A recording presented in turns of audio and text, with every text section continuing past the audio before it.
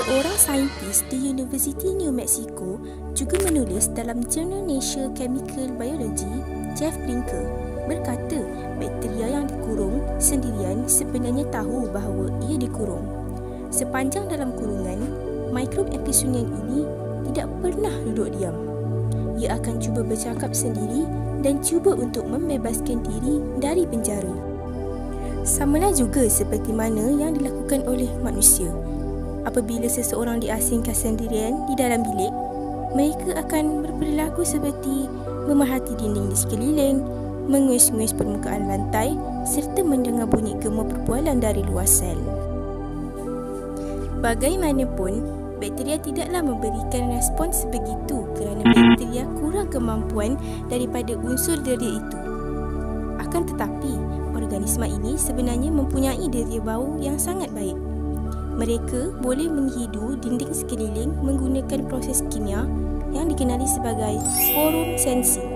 Menerusi kajian menggunakan teknologi nano ke atas bakteria yang dikurung di dalam bekas kaca, ahli sains menemukan sesuatu yang luar biasa. Ternyata, organisma halus itu boleh berkomunikasi antara satu sama lain dengan hanya menggunakan quorum sensing. Bagaimana caranya? Bakteria ini pintar. Untuk mengetahui perkara di sekelilingnya, ia akan membebaskan bahan kimia tertentu. Disebut auto-inducers. Sebaik sahaja dilepaskan, molekul isyarat kimia akan merebak jauh sekitar kawasan lingkungan.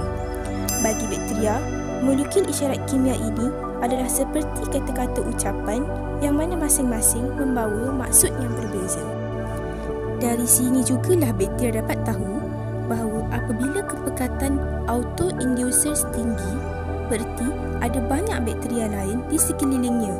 Akan tetapi, jika isyarat kimia berkenaan kepekatan rendah, maka ia sedang bersendirian.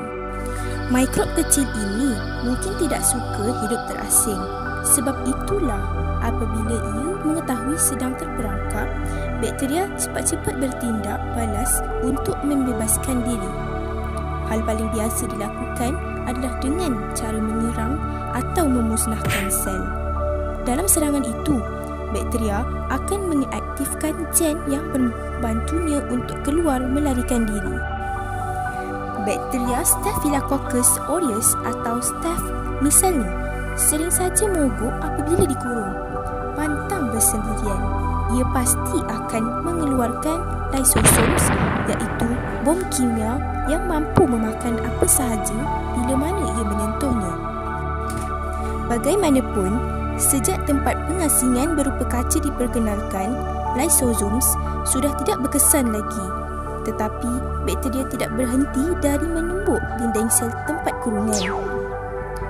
Sebut pasal marah, jangan ingat hanya manusia mempunyai sikap baran. Bakteria juga sama. Lebih-lebih lagi apabila ia dikurung atau diasingkan jauh dari kumpulan bakteria lain. Melihat fenomena quorum sensing ini, para ilmuwan terang-terang menyatakan kebimbangan mereka terhadap kemampuan bakteria, terutama dalam memberi implikasi kepada kesihatan manusia. Jelas Brinker, banyak bakteria mula menimbulkan jangkitan besar-besaran dan kerosakan pada tubuh manusia. Sebagai contoh, bakteria Staph telah terbukti boleh menyebabkan infeksi berbahaya sehingga mampu mengancam nyawa manusia. Sebenarnya, kata Brinker, bakteria patogen atau bakteria agen pembawa penyakit seperti itu sudah ada dalam tubuh setiap daripada kita. Namun begitu, jumlahnya adalah sedikit dan tidak berbahaya. Akan tetapi, jika mikrob berkenaan berkembang biak, yakni dalam jumlah populasi optimum, kemudian ditambah pula dengan konsentrasi auto-inducer, perilaku bakteria akan berubah serta-merta.